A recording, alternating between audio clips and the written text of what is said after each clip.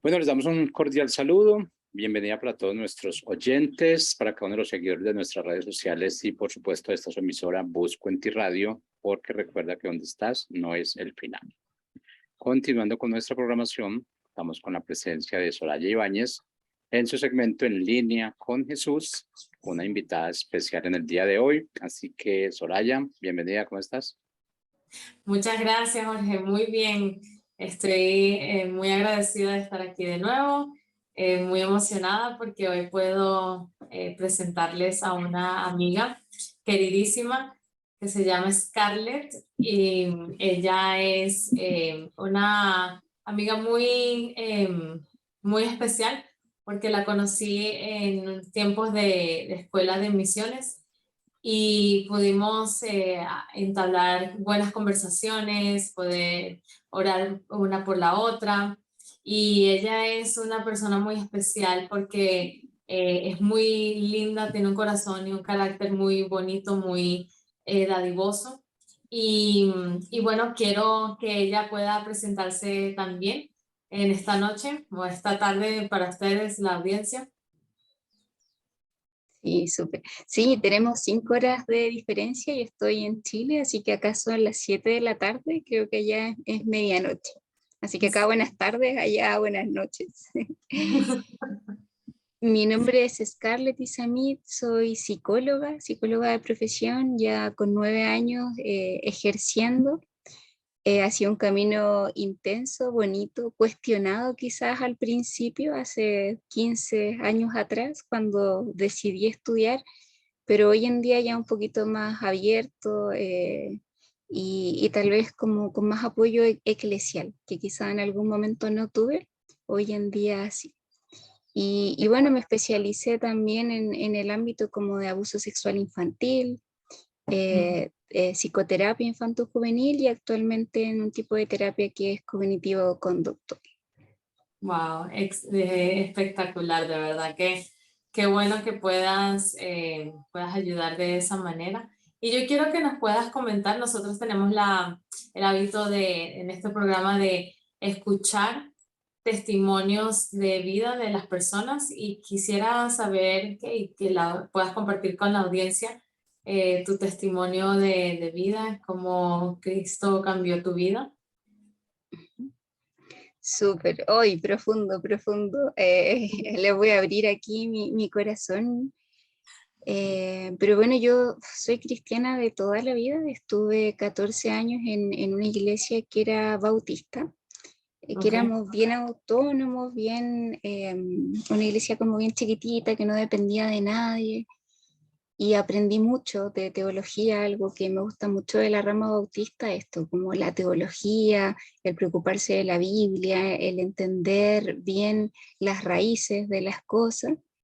Pero llega un punto en que a los 14 años empiezo a tener, no sé si crisis de identidad, en el sentido de no saber bien qué es lo que quería, para dónde iba, qué es lo que quería de mi futuro, como hartas preguntas.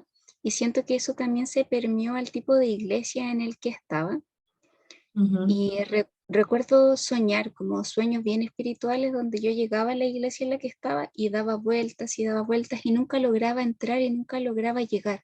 Como que siempre estaba con las calles aledañas buscando llegar a la iglesia a la que yo asistía y no llegaba.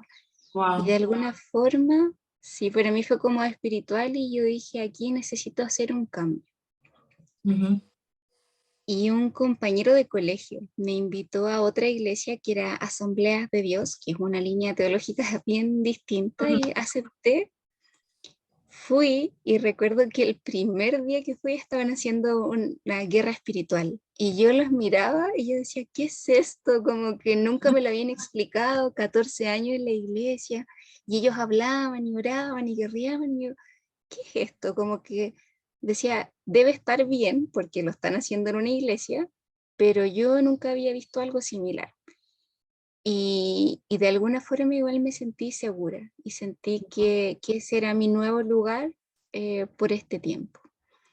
Y Okay. me cambié, me cambié de iglesia, 14 años, y ahí cambié a una iglesia de Asambleas de Dios, donde la relación con el Espíritu Santo es bastante distinta, levantaban las manos y aprendí cosas nuevas que no había aprendido como en mi iglesia anterior.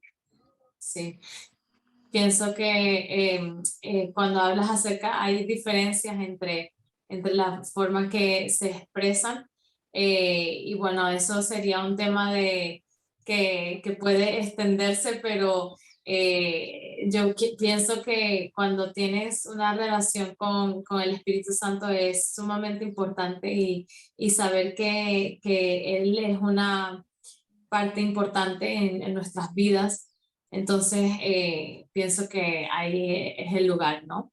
Y qué bueno que pudiste tener esa experiencia, esa vivencia con el Espíritu Santo, y poder tener un trayecto de vida distinta. Y pienso que nosotros muchas veces pensamos que el Evangelio es de una manera, y cuando vemos otro aspecto del Evangelio, o sea, no, es como que hay un shock al principio, pero ya después el Espíritu Santo es el mismo que te va hablando, ¿no? A tu vida. Entonces, qué bueno, qué bueno. De verdad que sumamente especial tener ese encuentro así.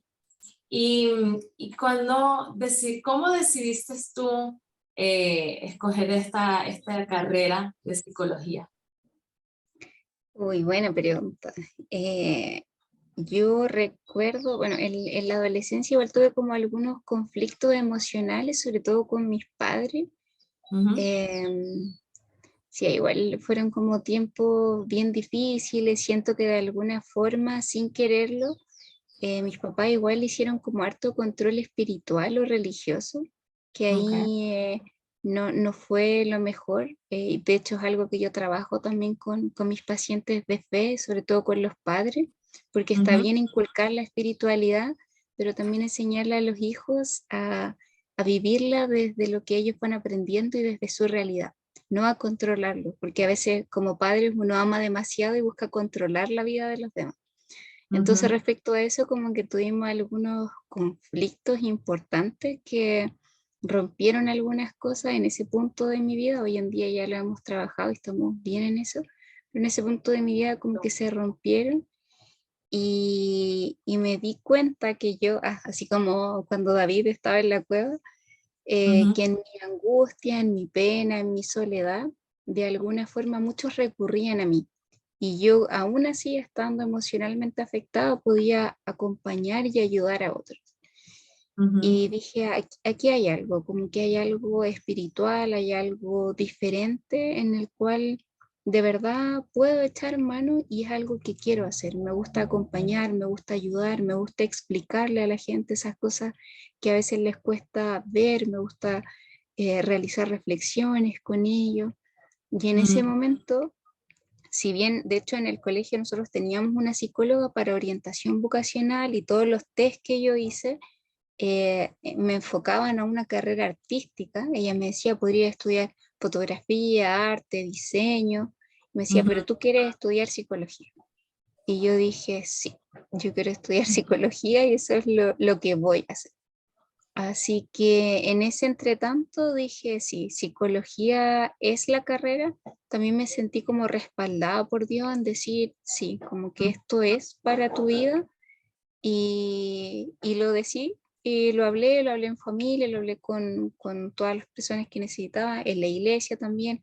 Ahí tenía la mitad de gente que me decía, no, te vas a ir del evangelio, esa es una carrera demasiado humanista, no es compatible con Dios. Pero por otra parte tuve personas que sí me apoyaron. De hecho, la hija del pastor estudiaba psicología, entonces me dijo, Okay. estudialo, sí, me dijo, estudialo, te va a hacer súper bien, no escuches a esa gente que te dice que no, estudialo. Por otra Mm. parte, un amigo de mi papá era psicólogo, también él es pastor, y además estaba estudiando psicología, entonces fuimos a su casa, tomamos té, y él me orientó y me dijo, sí, es una súper linda carrera, si es lo No, que te gusta. cerquita. Sí, sí, exactamente. Y ahí como que fui encontrando respaldo y me sentí segura de decir, bueno, Dios, sí, esto es y voy. Como que sentí que toda mi vocación y mis ganas de ayudar a las personas confluían aquí en esta carrera y lo podía unir de manera espiritual. Qué bueno. Yo pienso que lo veo como que tuviste el inicio fue desde algo que te llamaba la atención, ayudar a las personas, poder, ya tenías ese don, como por así decirlo, de que las personas se acercaban a ti y es a preguntarte, a pedir tu opinión, y entonces de allí pudiste ya desarrollar como esa o determinar más que todo la carrera que querías estudiar. Y qué bueno. Yo pienso que muchas veces nosotros nos guiamos por otras cosas al escoger la carrera que vamos a estudiar por el resto o lo que vamos a hacer por el resto de nuestras vidas. Y es muy importante porque yo me recuerdo cuando yo tenía 17 años, yo quería estudiar una cosa y, y personas me decían, estudia otra cosa. Y entonces uno se confunde y tiende a ver como esa decisión de una forma que es guiada por otras personas. Y yo pienso que así como tú lo hiciste de ver, o sea, interiorizar para qué eres buena y ver qué puedes ayudar, cómo puedes ayudar. Entonces allí pudiste escoger esa carrera tan bonita, tan importante que es la psicología. Y una de las preguntas que también se harán muchas personas cristianas, ¿cómo podemos entrelazar la psicología con el cristianismo? ¿Cómo podemos entrelazar la psicología con la iglesia? Que muchas veces no vemos que se habla mucho en las iglesias acerca de esto.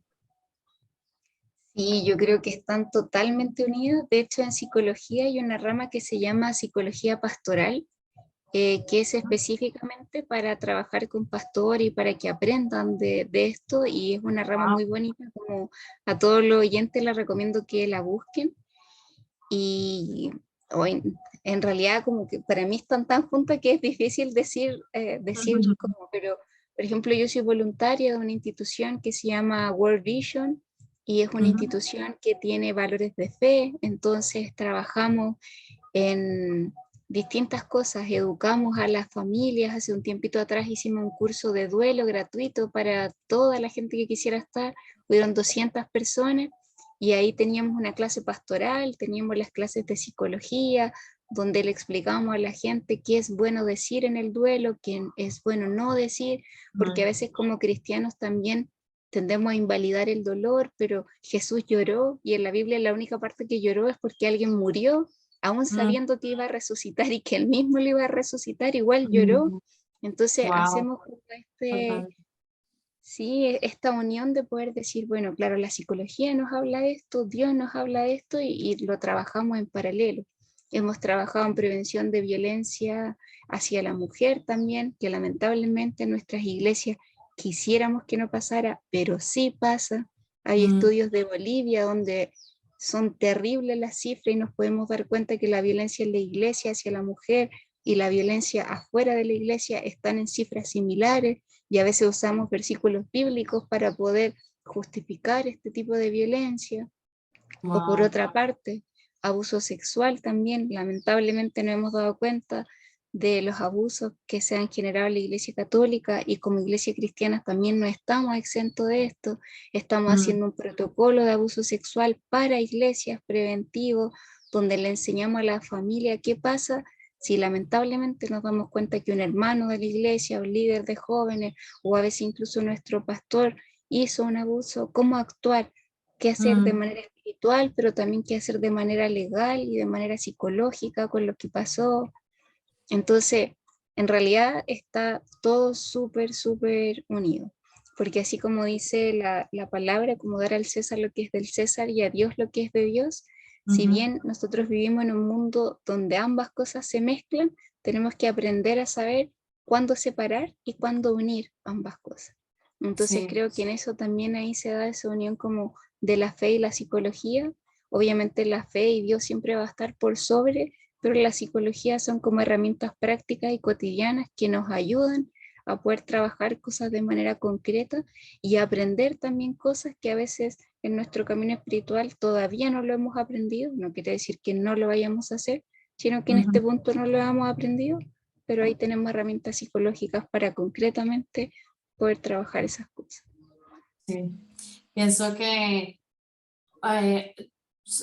nosotros somos, como humanos, tenemos las emociones, tenemos, o sea, no es solamente espiritual, sino que tenemos la parte física, la parte emocional, tenemos muchos aspectos de nuestro cuerpo como tal que tienen que ser validados, ¿no? Tienen que ser también vistos y poder tratar con ellos, con esas áreas también. Entonces, pienso que hacen un buen trabajo los psicólogos en ese sentido. Y pienso que se debería de involucrar un poco más la iglesia con la psicología en el sentido en el buen sentido de la palabra, en el buen sentido para ver cómo pueden ayudar a una persona que también están pasando por eh, cosas emocionales, ¿no? Que son difíciles. Y es interesante, como mencionas, acerca del tema del abuso sexual. Me gustaría saber cómo se aborda este tema que es tan delicado y es normalmente sucede en una edad tan temprana a las personas a los niños que son inocentes, que no tienen tanto criterio de cómo ver la vida, entonces les puede suceder, son vulnerables en ese sentido. Entonces, ¿cómo abordan ustedes este tema? Súper. Ahí los invito a que sigan las redes de World Vision y la Fundación Bethesda, que vamos a estar entregando el protocolo probablemente en enero o en marzo del próximo año, porque, claro, es una pregunta súper amplia, quizás voy a intentar resumirla un poquito, pero Sí. aquí es muy importante, primero, siempre creerle a los niños.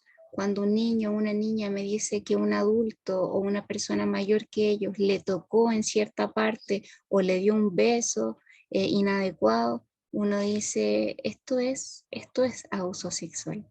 Y yo sé que es muy difícil, sobre todo creer de nuestros hermanos de fe, poder decir, pero ¿cómo si yo conozco a este hermano o a esta hermana? ¿Cómo va a haber hecho eso? Pero, como les digo, lamentablemente no estamos exentos. Me encantaría decir lo contrario, que la iglesia no pasa, pero la realidad y las cifras nos dicen que eso no es así. Y cuando alguien nos viene a decir, lo primero es decir, creer. Segundo, un abuso sexual es un delito. Entonces podemos hacer todo un trabajo espiritual con la persona que abusó y está bien. Es parte de lo bonito de ser iglesia, de acompañar. Pero como es un delito, hay que denunciar. Y si esa persona necesita pasar por un proceso de juicio legal, de irse a la cárcel o lo que tenga que pasar, eso, como yo les digo, es del César. Es de lo que está en esta tierra y es de lo que tiene que pasar porque es un delito. Y por otra parte, uno podrá hacer un trabajo espiritual con esa persona, pero sin nunca que la víctima se tope con el victimario, porque eso es terrible. Si tenemos una víctima, un niño de 5 o 6 años o la edad que tenga una niña, jamás se tiene que volver a encontrar con la persona que le hizo esto. Eso se llama revictimización.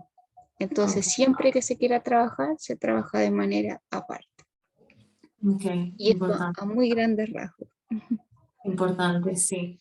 Importante saberlo, porque pienso que habrá muchos casos que no se contarán, que no saldrán a la luz y yo pienso que en el momento que salen a la luz hay que saber cómo manejarlos. y eso es muy, muy importante. Pienso también en otro aspecto que sería cómo puedes prevenir esos abusos sexuales, pero ya no hablando tanto relacionado a la iglesia, pero en general. ¿Cómo se puede prevenir esos abusos? Siempre es bueno decirle a los niños y a las niñas cuáles son sus partes privadas. Una forma bien básica es decirle todo lo que cubre tu traje de baño son partes privadas que un otro no te debe tocar. Solo la mamá o el papá te puede tocar cuando te va a bañar o cuando te tienen que hacer un examen en el médico o en ocasiones muy específicas. Pero nadie te puede tocar en una parte íntima que tú no quieras porque no está bien.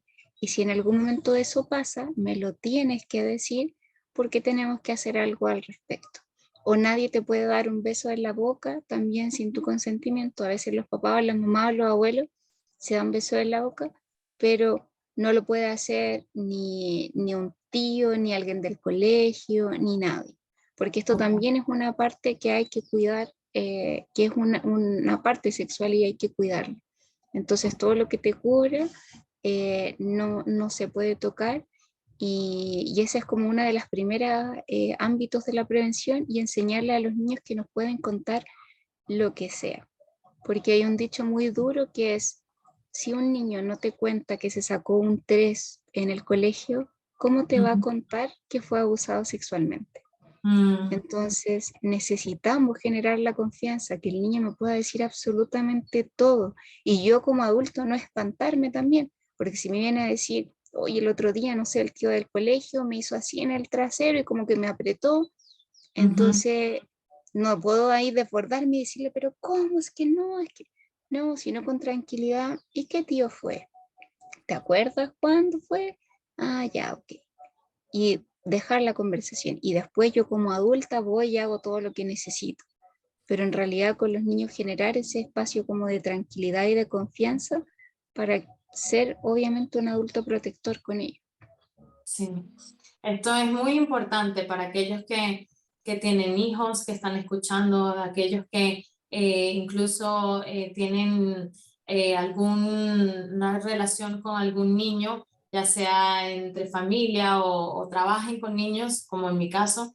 Esto es importante porque pienso que todo radica en la comunicación y muchas veces nosotros no nos comunicamos con los niños porque de repente no sabemos cómo comunicarnos con ellos o ponernos en su nivel, pero pienso que hay que aprender, todo en la vida se aprende y saber que los niños también merecen ser escuchados y que no es solamente juegos o solamente cubrir alguna necesidad que ellos tengan básica, sino es que va más allá, ¿no?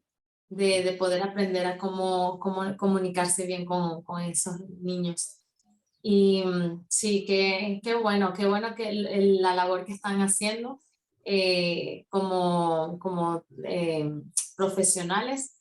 ¿Y qué opinas tú acerca de temas un poco, también tratas con mujeres, ¿verdad? Me estabas contando que trabajas con mujeres. eh, y en ese caso, ¿cómo ves tú aquellas mujeres que tampoco se saben cómo comunicar, no saben cómo decir que les está pasando algo?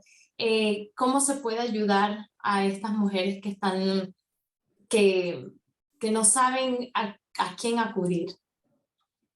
Sí, ahí lo más bonito y lo ideal sería siempre que como iglesia tuviéramos una red de apoyo que Ujú. pudiéramos generar para apoyarlas. Por ejemplo, acá en Chile, justamente la Fundación Bethesda tiene un albergue para mujeres cristianas que han sido violentadas por sus parejas.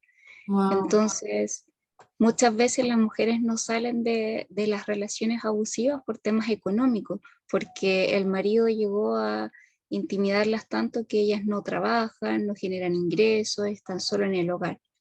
Entonces, las mujeres terminan estando en esas relaciones porque no tienen cómo sustentarse. Mm, Pero claro, acá en Chile, por lo menos la Fundación Bethesda es una de las pocas que tiene albergue para mujeres que han sido violentadas, donde les dan la comida, la alimentación, se pueden ir con sus hijos, les hacen talleres sobre la violencia y hacen un proceso de restauración espiritual y también la acompañan en todo el proceso legal mientras ellas vuelven a independizarse como mujeres. sí.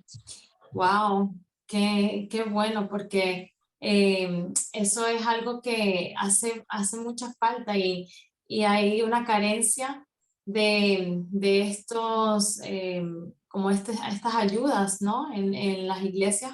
Nosotros muchas veces pensamos como iglesia, pensamos en ayudar a las personas a conocer más de la palabra, a conocer más de ciertos temas que están bien, están muy bien, pero muchas veces no pensamos en aquellas personas que son vulnerables y que están pasando por dificultad. Entonces, es un llamado también a las iglesias, ¿no?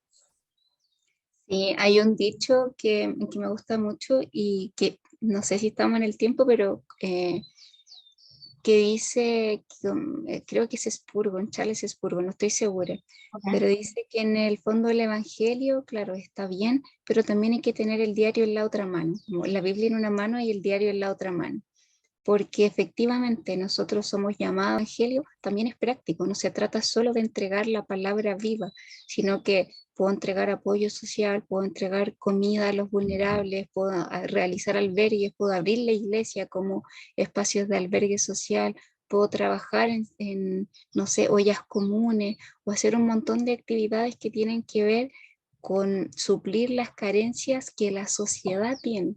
Y por lo menos para mí, ese concepto de iglesia social, donde yo entrego vida, que es la palabra de Dios, pero también te entrego la comida, la cobija, educación emocional y todo, yo digo, wow, como siento que es realmente una forma muy bonita como de Dios de cubrir todas las necesidades y que nosotros seamos esa extensión práctica Mm, para él.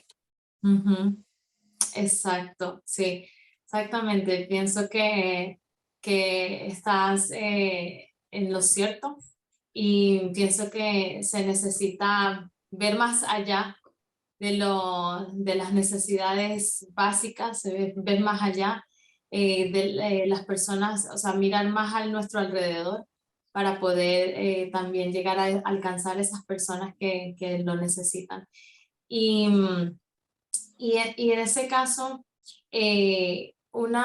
¿cómo hace una psicóloga? Esto a mí siempre me ha interesado, llamado la atención, ¿cómo hace una psicóloga para poder mantener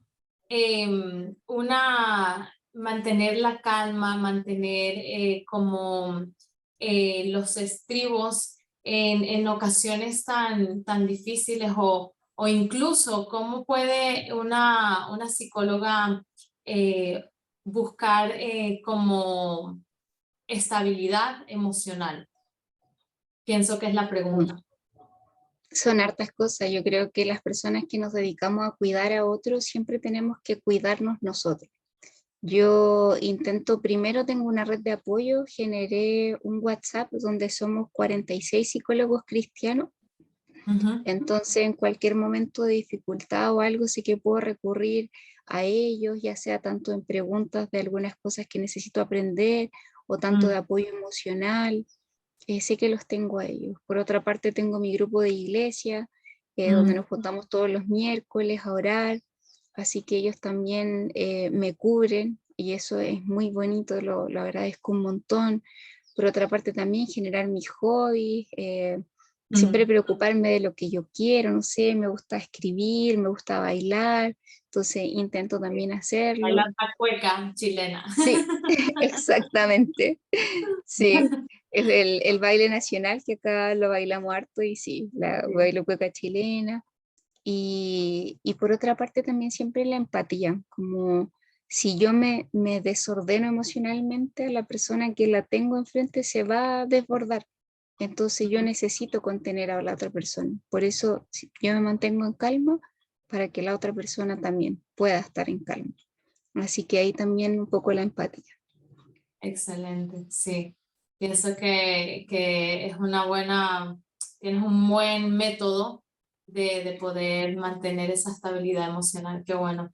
Y bueno, nos quedan 3 minutos y por último, ¿qué puedes recomendarle a esos jóvenes que están escuchando y que están pasando por una dificultad, ya sea emocional, ya sea espiritual? ¿Qué le puedes recomendar?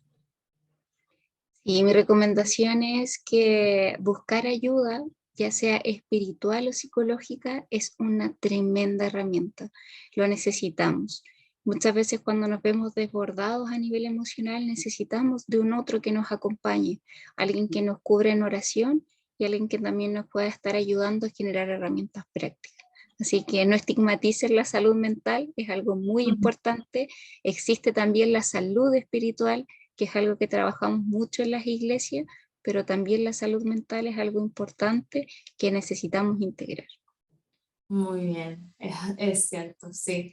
Bueno, un gustazo, como dicen aquí, bueno, gustazo con la Z, de poder tenerte aquí en el programa. De verdad que ha sido un placer poder escucharte y tienes tanta sabiduría, tanta buena información para dar. Y que bueno, que Dios te siga guiando en todo y siga abriéndote caminos por donde tengas que ir. Sí, entonces estamos en contacto y un abrazo de verdad, Scarlett, Sí. desde aquí. Un abrazo Abracito. y bueno, estamos hablando. Un gusto. Muchas gracias por la invitación y nos vemos. De nada.